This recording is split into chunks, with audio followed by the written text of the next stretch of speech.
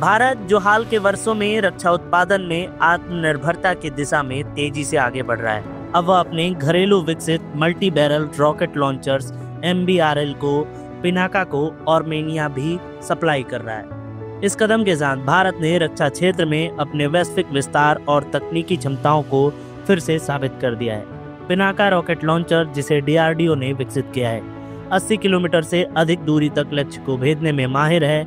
इसका नाम हिंदू भगवान शिव के दिव्य धनुष पिनाका के नाम पर रखा गया है, जो इसे भारत की समृद्ध सांस्कृतिक और सैन्य धरोहर का प्रतीक बनाता है। यह सौदा 2 साल पहले विस्तारित वार्ताओं के बाद हस्ताक्षरित किया गया था। इससे पहले भारत ने आर्मेनिया को आकाश वायु रक्षा प्रणाली भी प्रदान की थी। यह भारत और आर्मेनिया के बीच बढ़ते रक्षा सहयोग का एक बेहतरीन उदाहरण है। आर्मेनिया अमेरिका और फ्रांस के साथ भारतीय रक्षा उपकरणों के 3 सबसे बड़े खरीदारों में से एक है। मल्टी बैरल रॉकेट लॉन्चर जैसे अत्याधुनिक उपकरणों के लिए वैश्विक मांग अब लगातार बढ़ रहे हैं। भारत ने इस क्षेत्र में एक भरोसेमंद और तकनीकी रूप से सक्षम आपूर्तिकर्ता के रूप में अपनी पहचान बनाई है।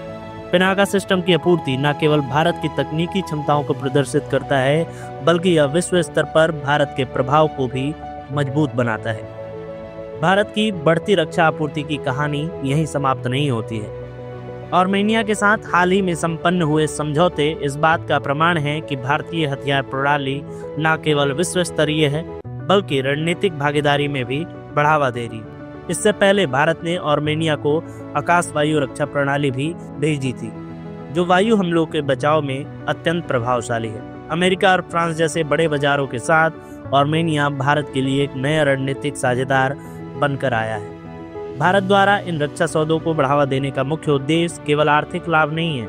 इसका मकसद भारत को एक विश्व स्तरीय रक्षा निर्यातक के रूप में भी स्थापित करना है।